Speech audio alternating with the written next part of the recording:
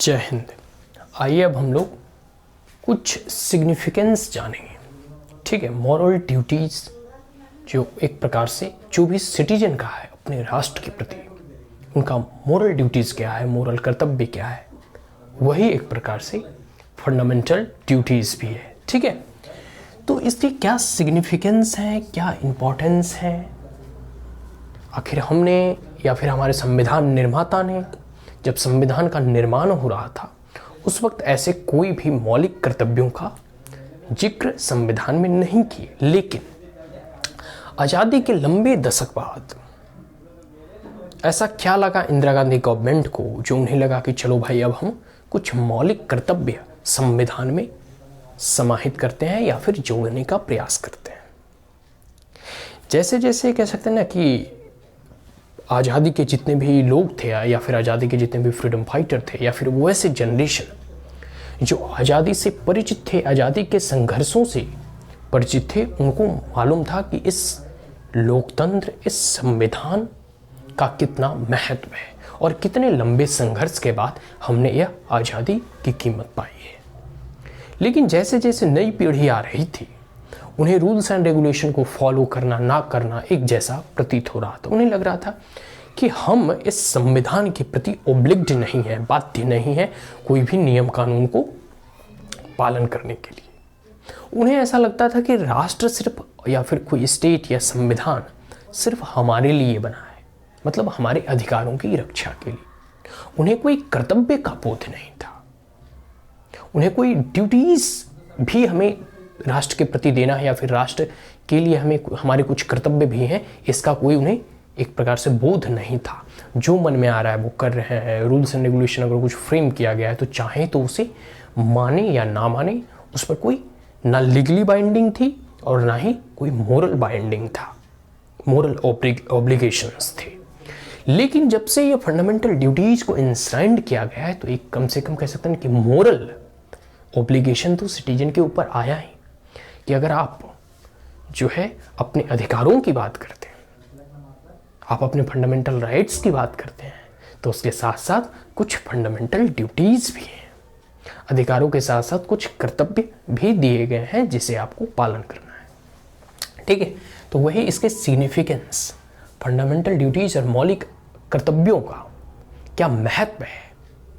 ठीक है, एक राष्ट्र के लिए, एक देश के लिए, या मोर और लेस कह सकते हैं इस भारतवर्ष के लिए, इंडिया के लिए इसका क्या सिग्निफिकेंस है, उसके बारे में हम लोग जानेंगे। देखिए, सबसे पहला सिग्निफिकेंस है कि serve as a reminder to the citizen. Reminder में एक मतलब देखते हो मोबाइल वगैरह में होता है ना कि हम रिमाइंडर सेट करते हैं, अलार्म सेट करते हैं कि कोई ऐसा इंपॉर्टेंट इवेंट है और इन भविष्य में हम उसे भूल जाएं, तो उसे याद रखने का अच्छा तरीका है कि मोबाइल में आप एक रिमाइंडर सेट कर लें कि उस तारीख को, उस डेट में, उस तिथि को, उस उतने बजे वो घंटी बजना प्रारंभ हो जाएगा। और फिर जब आप मोबाइल देखेंगे भाई क्यों बज रहा है, क्यों रिंगिंग हो रहा है, तो वहाँ लिखा गया रिमाइंडर या फिर कुछ जो आपको कमेंट वहाँ ने पुट किया था या फिर जो काम करने होते हैं वो बता देता है। वही एक रिमाइंडर का काम करती है नागरिकों के लिए, सिटीजन्स के लिए। ठीक है, that while enjoying the rights also conscious about of duties, कि जब आप अपने अधिकारों का यूज कर रहे होते हैं, अधिकारों को एंजॉय कर रहे होते हैं, तो आपके कुछ दायित्व भी बनते हैं इस राष्ट्र के प्रति, अपने मातृभूमि के प्रति। तो वही है कि जब आप अपने अधिकारों की बात करते हैं तो आपके कुछ कर्तव्य भी बनते हैं, आपका कुछ धर्म भी बनता है इस देश के प्रति। ठीक है, वही है मौलिक कर्तव्य का एक रिमाइंडर का काम करता है आम नागरिकों के लिए, आम जनता के लिए। देखते हो जो जंतर मंत्र पर आकर एजिटेशन पे तुल जाते हैं कि फ्रीडम ऑफ स्पीच हमारा मौलिक अधिकार है, ये मौलिक अधिकार है, ये फलना ठिकाना, 36 मौलिक अधिकारों का वर्णन कर देते हैं। लेकिन वहीं जल्दी देखियो कि प्रोटेस्टर अपने मौलिक कर्तव्यों का भी वर्णन करें। नहीं, किसान आंदोलन इतना हुआ, ठीक है, आपने आंदोलन किया, पीसफुल आंदोलन करना ठीक है, अच्छी बात, हम मान भी लेते हैं। सरकार आपसे विवश होकर आपने सरकार को पराजित भी कर दिया, कुछ हद तक चलो मान भी लिया। लेकिन जो लाल किला पर जो दंगे किया, उतने पुलिस वालों को मतलब ट्रैक्टर से इतने कुदारे, जैसे मतलब वो सारे के सारे खालिस्तानी, एक किसान तो खैर नहीं कर सकता। एक प्रकार से ये उपद्रव है, दंगा है, हुड़दंग मचाना है। दिल्ली दंगा जो हुआ पिछले साल, उसमें क्या हुआ, कई एक बसों को जला दिया गया, ठीक है। तो ये सब जो है ना एक प्रकार के राइट्स हैं, कम्युनल वायलेंस है, ठीक है। तो आप जब अपने अधिकारों की डिमांड करते हैं, on the same time you have also this fundamental duties remind you that you have also some fundamental duties which you need to serve to your country, to your nation. Is that clear? Now, second है कि warning against the anti-national और anti-social activities और elements. यह एक प्रकार से चेतावनी देने के प्रयास करता है वैसे देशद्रोहियों को या फिर वैसे सामाजिक तत्वों को जो कि देश के खिलाफ अपना षड्यंत्र रचता है, ठीक है। कि जैसे देखो जम्मू कश्मीर वगैरह में क्या होता है, आपके नेशनल और राष्ट्रीय फ्लैगों को लोग बर्न कर देते हैं, उसका अपमान करते हैं, राष्ट्रगान नहीं होता। हाल फिलहाल एक कोई कॉलेज या कहाँ कोई फंक्शन हो रहा था, उसमें मतलब अच्छे पढ़े लिखे लोग जब राष्ट्रगान हो रहा था तो बैठे थे, तो वो लोग राष्ट्रगान, राष्ट्रगीत, नेशनल फ्लैग या फिर नेशनल सोवेनिटी को, जो सेपरेटिस्ट वगैरह होते हैं, सेना पे पत्थर फेंकते हैं, देश विरोधी गतिविधियों में संलिप्त होते हैं, तो उनके लिए फंडामेंटल ड्यूटी एक वार्निंग का काम करता है कि भाई देख ले, तुम कह सकते हैं अपने अधिकारों की रक्षा से पहले कुछ कर्तव्य भी है, उस कर्तव्य का निर्वहन करो, अन्यथा तुम्हारे ऊपर एक्शन लिया जा सकता है, ठीक है। तो जितने भी देशद्रोही टाइप के लोग हैं उनको चिन्हित करने का प्रयास करता है। मतलब आप फंडामेंटल ड्यूटीज है, उस हिसाब से आप किसी को आइडेंटिफाई कर सकते हैं कि they are the really Indians, they are the real Indian citizen or not, by measuring the parameters through the fundamental duties. Now, Article 3, source of inspiration. Source of inspiration मतलब स्रोत, source मतलब स्रोत, inspiration मतलब प्रेरणा।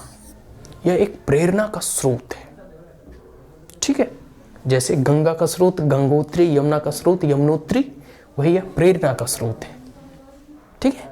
Inspiration, source of inspiration, promote sense of discipline and commitment, active participation in realisation of national goals.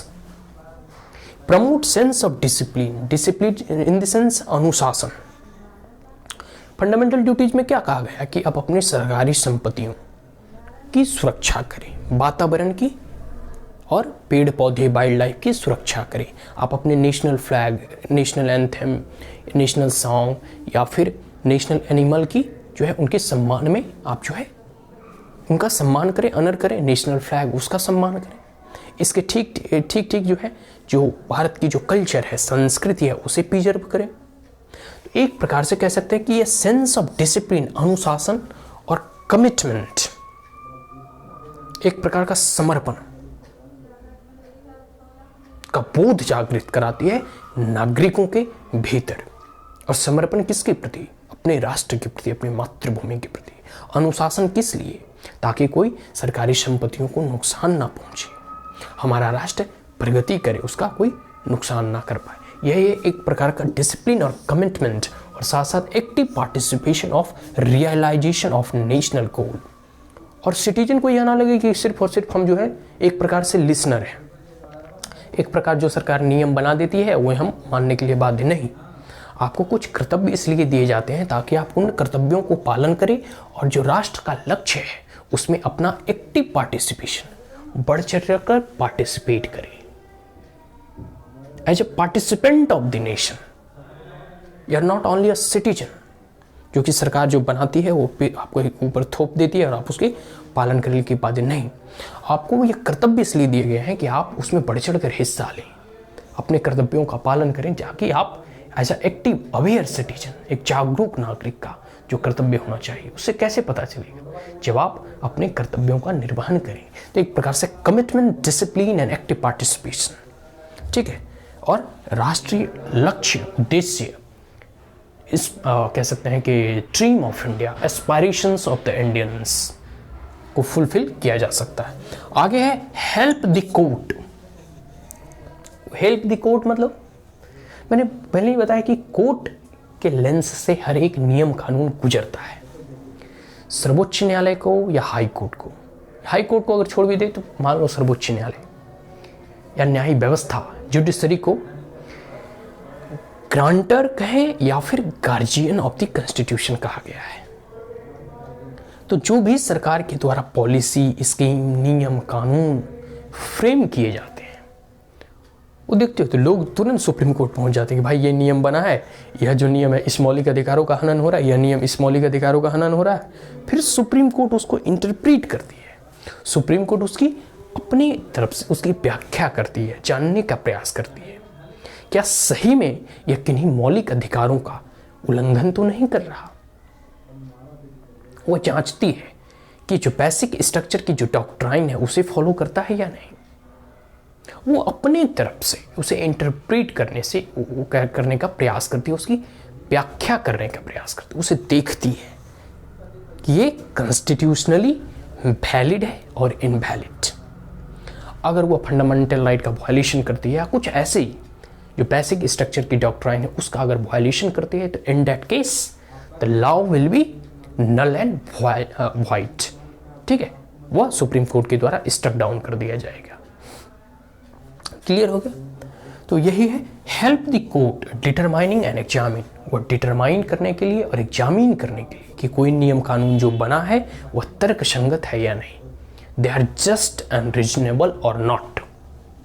ठीक है, the constitutional validity of the law, वो नियम कानून के कॉन्स्टिट्यूशनल वैलिडिटी को जांचने का प्रयास करती है।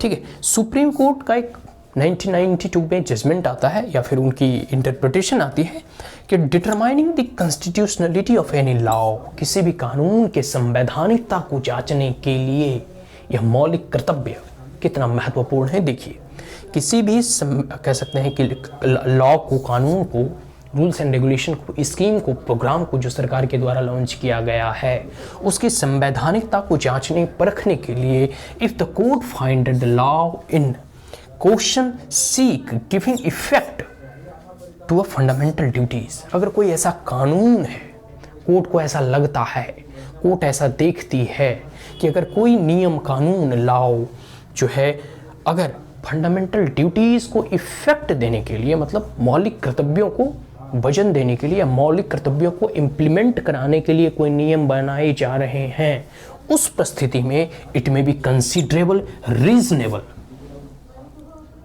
उसे तर्कसंगत माना जाएगा और उसे वैलिड माना जाएगा, जस्ट एंड वैलिड माना जाएगा। तो जस्ट एंड रीजनेबल मतलब उसे वैलिड माना जाएगा, उसे सही माना जाएगा, उसे संवैधानिक तौर पे जो है सुप्रीम कोर्ट उसे जो है सही करार देगी। तो ये चीजें हैं कि आपको कोई भी नियम कानून जो सरकार के द्वारा बनाया जाता है उसे सुप्रीम कोर्ट जब इंटरप्रीट करती है तो देखती है कि क्या यह मौलिक कर्तव्यों को इन्फोर्स कराने के लिए नियम बनाया जा रहा है। अगर ऐसा है तो कुछ अगर मौलिक अधिकारों का उसमें वायलेशन भी होता है, आर्टिकल 14, आर्टिकल 18, तो इन दैट केस वह जो है सुप्रीम कोर्ट के द्वारा निरस्त और खारिज नहीं किया जाएगा, क्योंकि वह देख रही है कि यह मौलिक कर्तव्यों को इन्फोर्स कराने के लिए किया जा रहा है। क्लियर हो गया? अगला है, पांचवा है कि they are enforceable by law. जो फंडामेंटल ड्यूटीज है उसे अगर सरकार चाहे तो एक कानून पार्लियामेंट संसद में बना दे और उसे इन्फोर्स करा सकती है। ठीक है, ऐसे फंडामेंटल ड्यूटी इन्फोर्सेबल और जस्टिसेबल इन नेचर नहीं है, लेकिन अगर सरकार कानून बनाती है तो ठीक, पार्लियामेंट में कानून बनाती है तो they can be enforceable by law.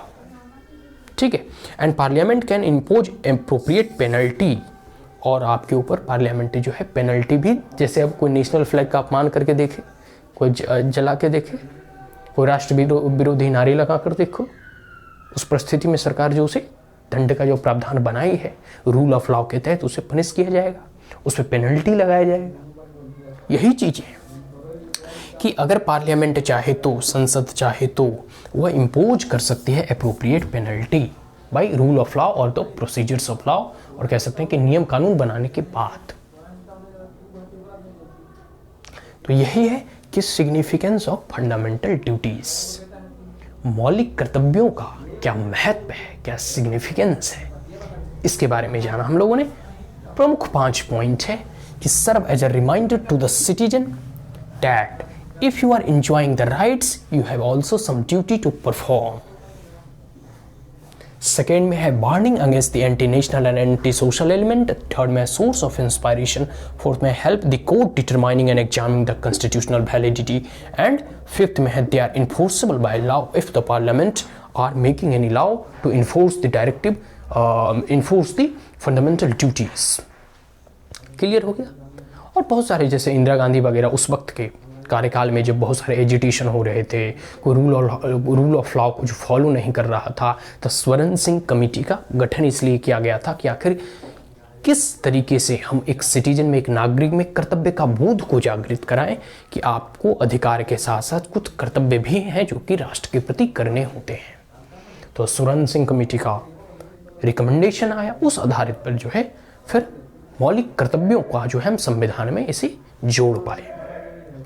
और एक प्रकार से कह सकते हैं यह डेमोक्रेटिक सेटअप जो है ना, इसे और स्ट्रेंथन करने का काम करती है. डेमोक्रेटिक वैल्यूज और मूल्य जो है उसे और बढ़ावा देने का प्रयास करती है. और एक प्रकार से सिटीजन के एक्टिव पार्टिसिपेशन, उसके एक्टिव रोल को भी प्ले करने का यह बहुत बड़ा फैक्टर प्ले करता है.